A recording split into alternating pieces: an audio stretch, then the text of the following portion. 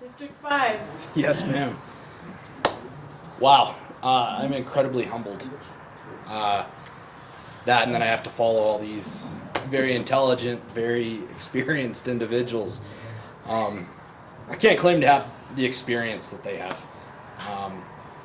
What I do bring is the want to make a difference in this town. I grew up in my dad is a very successful small business owner here in the state.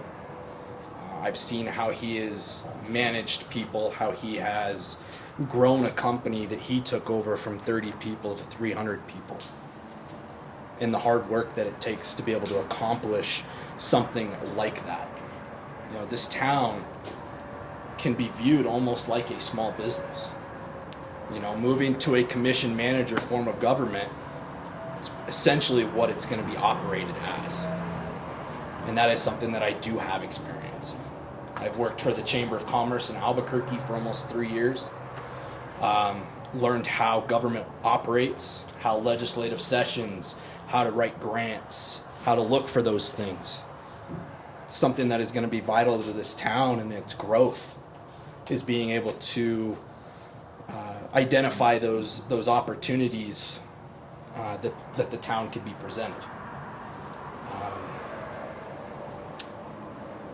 Outside of that, I've managed people most of my career. I've grown businesses and taken businesses that weren't doing well and helped them get into a spot where they were successful in making money. You know, the town has to stop spending more than what they're making. And that's going to be the first thing that has to be done is cut that off. It has to stop. We have to make the right decisions. You know, Los Lunas is a great example.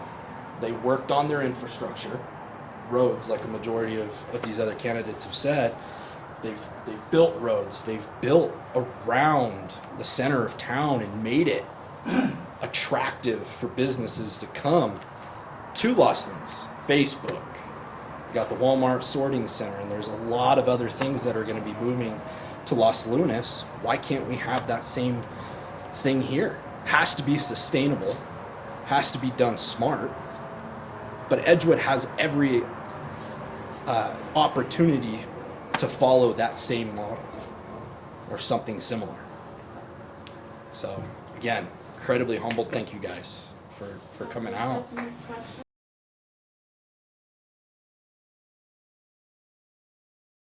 Yeah. Oh, so I have a quote. And it's not from one of the nicer people in history. It's he alone who owns the youth owns the future. Sounds like something Hitler would say. That was Hitler. Yeah.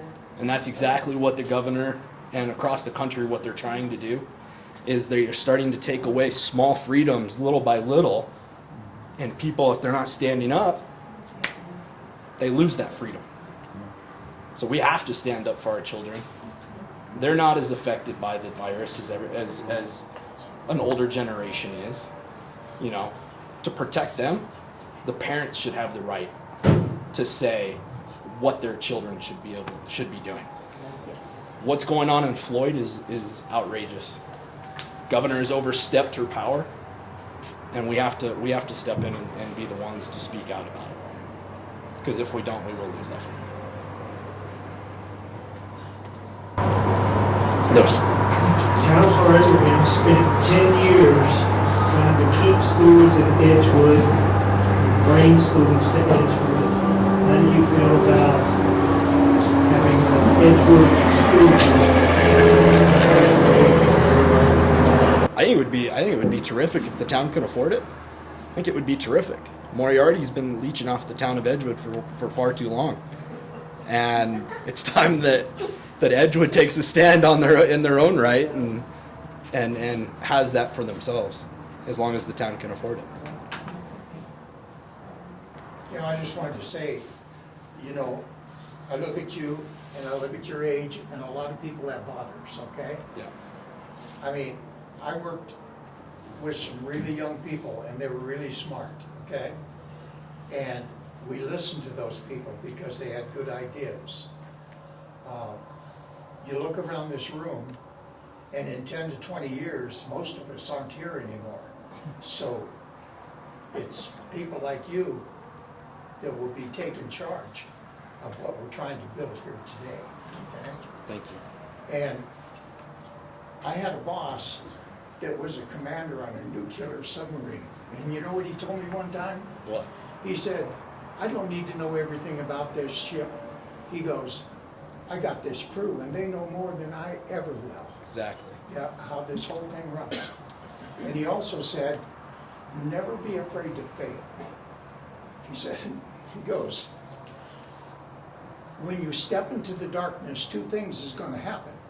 He goes, either you're gonna be on solid ground or you're gonna learn to fly. Yeah, yeah, and it was true. Yeah. So I appreciate you stepping up there and wanting to look at this town and do something for it. I thank you. Thank you. I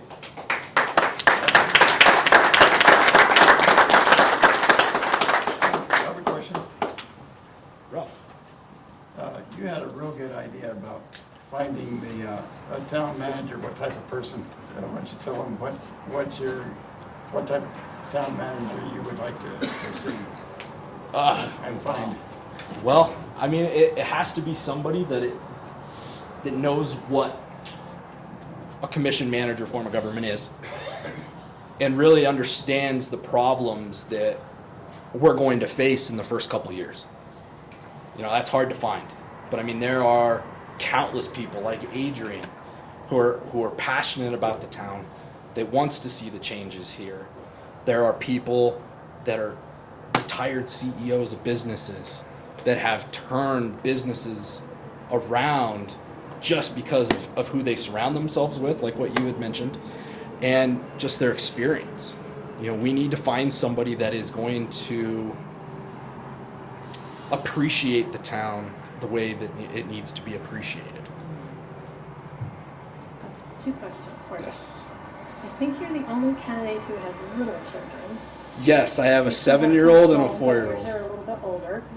So what are your thoughts as far as Parks and Rec, things like that for this town?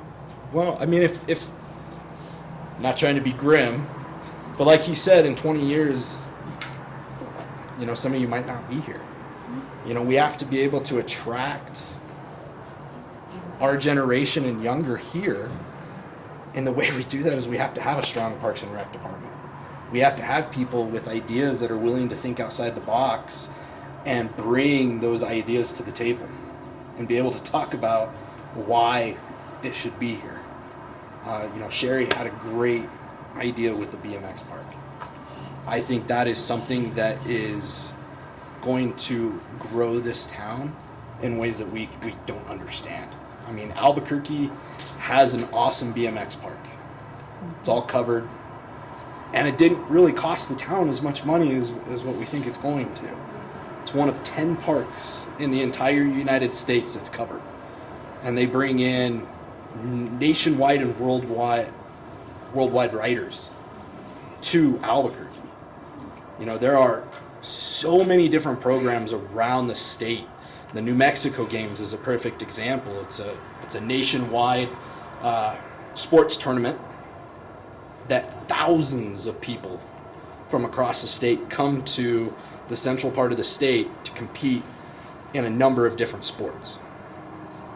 Edgewood has the ability with Venus Park to grow that into a really nice sports complex. Those people come here during something like New Mexico Games, and all that revenue stays here in the town. So that's my idea. You know, we have to, and we also have to find things for like my wife and I's age group. What is it we enjoy? We have young children. We're a young family. I hate driving to Albuquerque to go to the movies, to go bowling, to go to dinner. It's something we can have here, and I think a lot of people would be on board with something like that. As the Chamber of Commerce, I hear all of the requests for all of the type of amenities that people and businesses would like to have here. One thing I just want to throw out to all of the candidates is that You'll be elected by the people of Edgewood, and you are beholden to the people of Edgewood. But your decisions will affect many more people than that, because there's a lot of people that shop here, that come here, that live just outside the town limits, and they are every bit as affected by those decisions. We have business owners that run their businesses passionately in this town, but they Yes. live just outside of the limits. They don't get a voice at all, and they are deeply invested in this town. So I just want all of the candidates to keep that in mind as you, consider issues that come before you one day, hopefully, and make this the most sound, thoughtful decisions you're able to. Yeah. Any other questions? I'd like to piggyback on what she said. There is a ton of people that come from Santa Rosa to Edgewood. Did anybody not know? It looked like a lot of you do know that. That is a huge resource that we're kind of ignoring. Yeah. They come here to Walmart because Walmart is cheaper. It's cheaper for them to drive here and spend all that gas money to shop at Walmart. Somehow we need to I don't know. I hate to use the phrase take advantage of that. Needs to be promoted. But that's what we need to do. You know, if Walmart isn't going to build in Santa Rosa, I don't know why, but they come here. That's what you're talking about. Yeah. It's called maximizing our assets. Yeah. I saw a question back here. Adrian. Yeah, a comment, as much as it is a question, but I just wanted to thank you, Sterling, for standing under the hot lights and taking the questions. Nobody has all the answers. And even though that's true, there's so much power in the collective, in the entire group of us. And I believe that creativity and ingenuity and innovation just exists in some people. And for those who are ambitious, I would love to see them have an opportunity to succeed, particularly here in Edgewood. Yeah.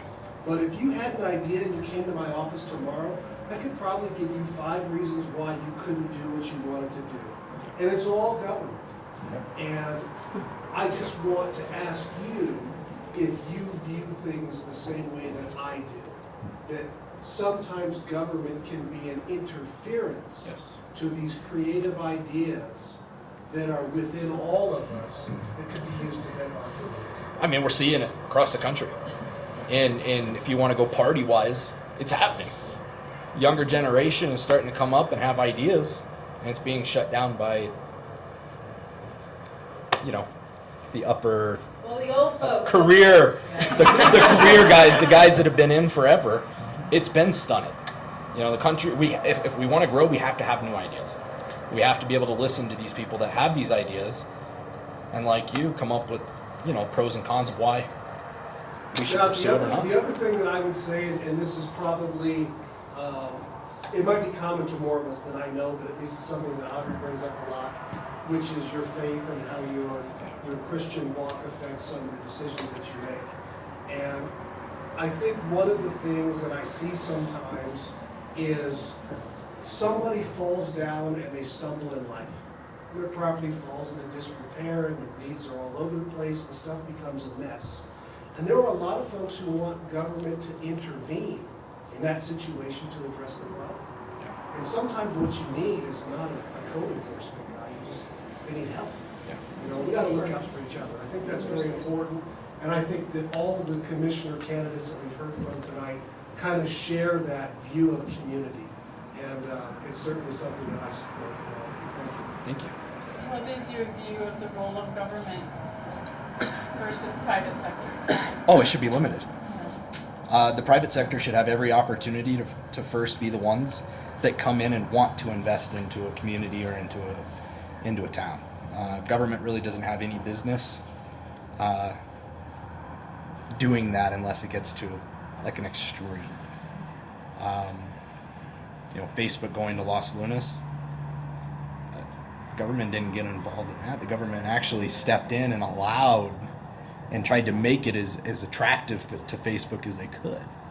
That's what the government's role should be, is why should we move our business here? And right now, don't really have that reason. That's where the infrastructure. Business unless, yeah, we have events. You drive through here, you can sit on without. Exactly. So what do you think of attracting environmentally friendly businesses? That's a very interesting question. I mean, it's kind of the wave of the future.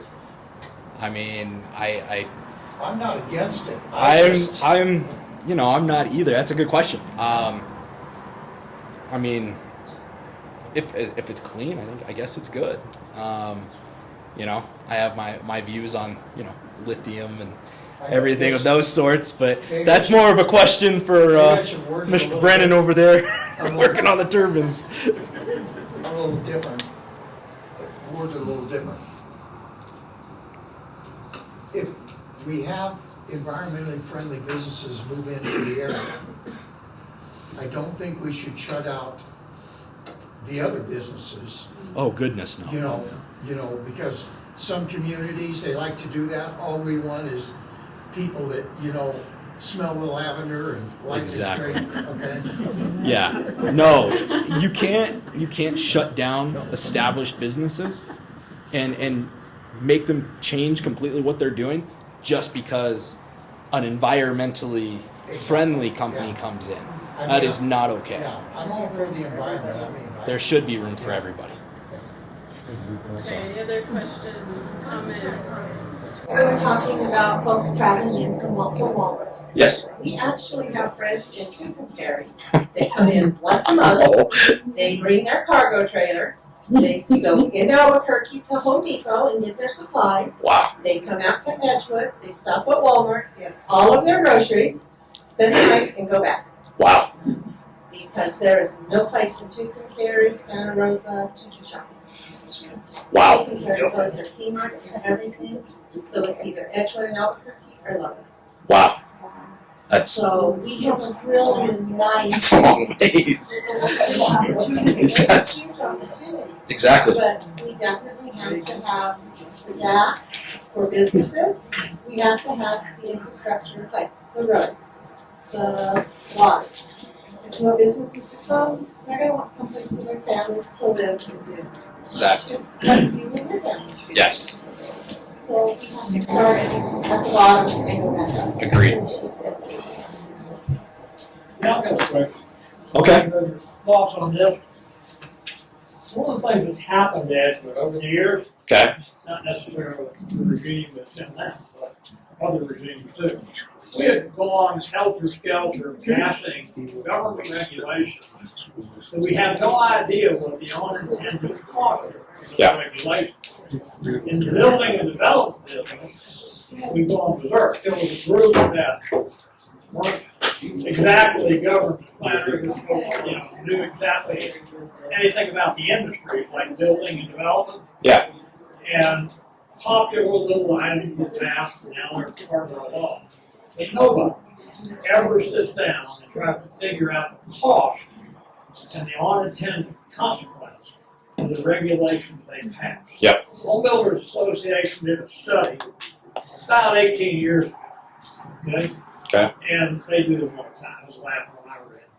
Where 40% of the cost of housing was caused by unnecessary government regulation.